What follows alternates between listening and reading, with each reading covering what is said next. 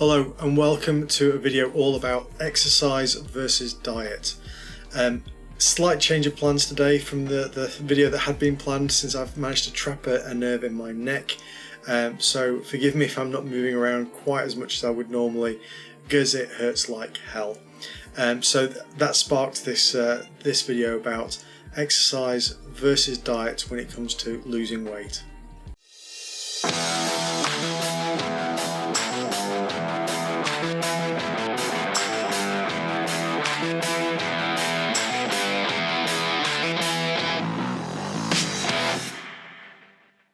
My name is Mark and I'm here to help you live a better, healthier life. My goal is to help as many people as I can get into shape and improve their quality of life. And now, without further ado, let's jump right in.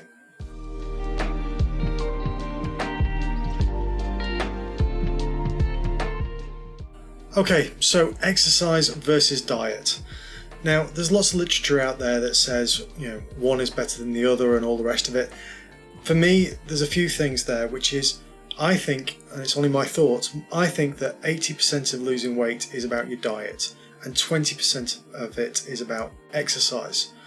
Now, we all know from my videos, you probably know by now, that walking is my favourite form of exercise. Exercise that gets me moving, has health benefits in terms of release of endorphins, feeling good, feeling more flexible, feeling more energetic, and I think it's a great way to start the day.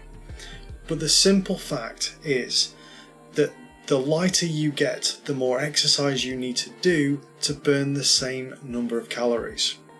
So, a very overweight person, in kind of my sort of weight category, walking for an hour at 3 miles per hour will burn about 300 calories, which is one donut.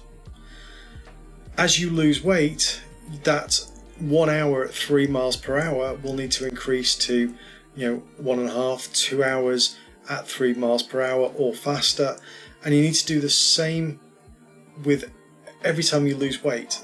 Every time you lose weight, you then need to do more exercise to burn the same number of calories you used to do in less time.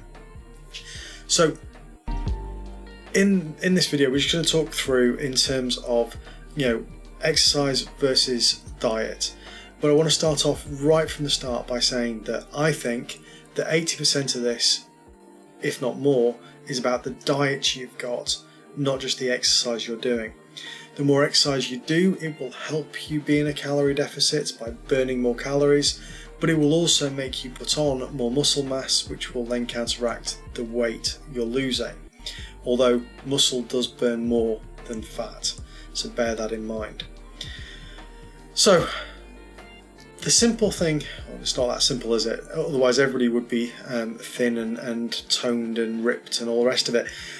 I guess at its base, the whole idea of weight loss is about using more calories than you're taking in.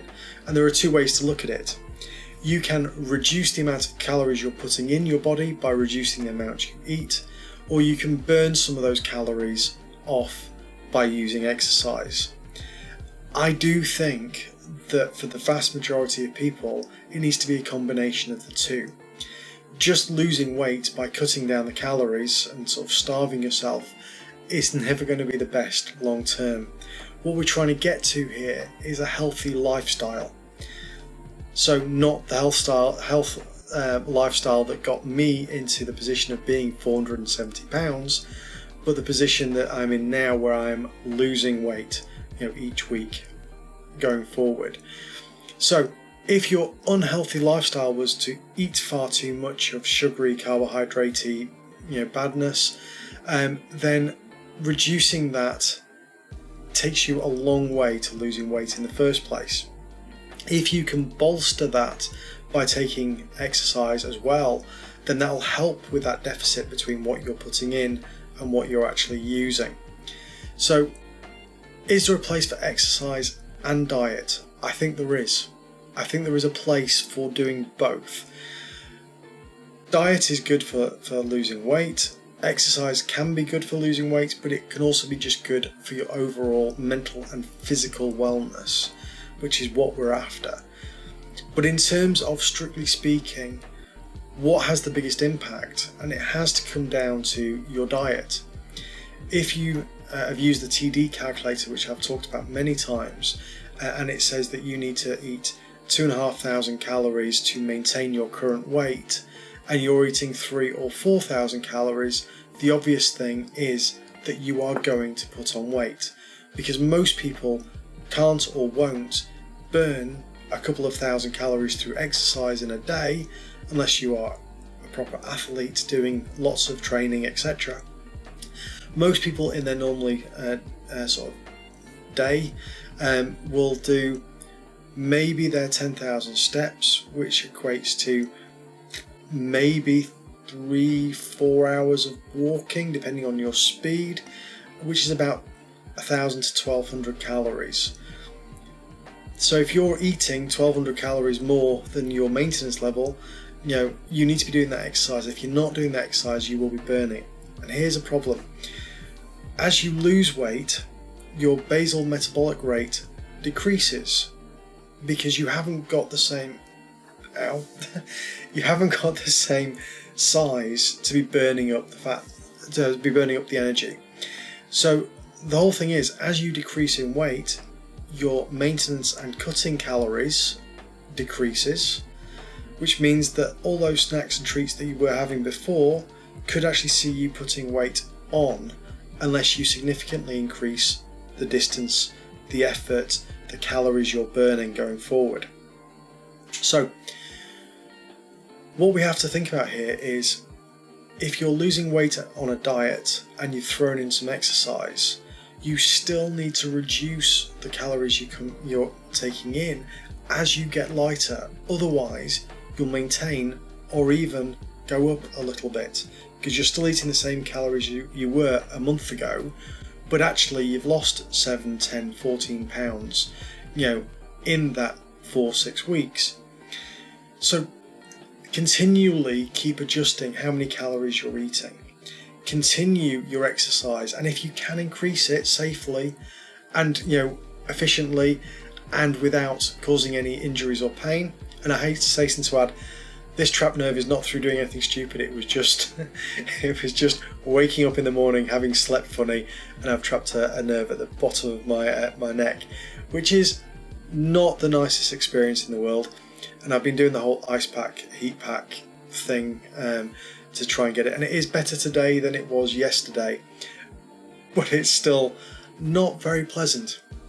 Hence this video, because I think for the next few days, if not for the week, my exercise is going to be quite curtailed. I don't think I'm going to be able to do as much. I took the dogs for a very short walk today, and about 5 minutes into it I wanted to abort and come home. I didn't. I did a couple of kilometres, but it wasn't the long walk I had normally planned for a weekend. So this week's going to be a bit of a test for me in terms of that diet versus exercise. I am going to reduce my calories a little bit. I normally burn, I know they're not very accurate, but according to the apps, I normally burn 12 to 1500 calories a day average from walking and other exercise. And that compensates a little bit for the amount of calories that I eat. So I'm going to reduce those calories a little bit and put the whole theory about exercise being less important than diet when it comes to weight loss. And I just wanted to talk about it here today because a lot of people say it's mental, a lot of people say it's physical in terms of what the physical activities you're doing, or the diet you're eating. For me, I've always thought that diet is the main thing. I saw the biggest drop in weight over that first few months when I cut out the 2 or 3 takeaways per week. When I went down to 1 or maybe 2 in a month. That had a massive impact. Going from full fat, Coke or Pepsi, to Diet Coke or Diet Pepsi. That had a massive impact as well, because I was no longer drinking all of those extra calories. Going for healthier snacks, rather than bags of crisps and all the rest of it. That had a massive impact. One of the biggest ones slightly later, because those things all had a massive impact right at the start, and I dropped a lot of weight very quickly just from those changes. But then the next set of changes I put in was not having jars of sauces and things because of all the hidden sugars and salts and things that were in them, and cooking my own sauces at home and getting more involved in the kitchen. That dropped some more weight yet again. You know, all the little things like stopping having sugar in tea, those all had an impact over the long run, and it really has got down to now just the calories I'm having, the type of calories I'm having, so those bulky volume things rather than your sugary processed carbs and all the rest of it. So trying to keep it more wholemeal. I'm not saying perfectly because I still struggle occasionally with wholemeal and everything else, and it's nice to have a little treat every now and again.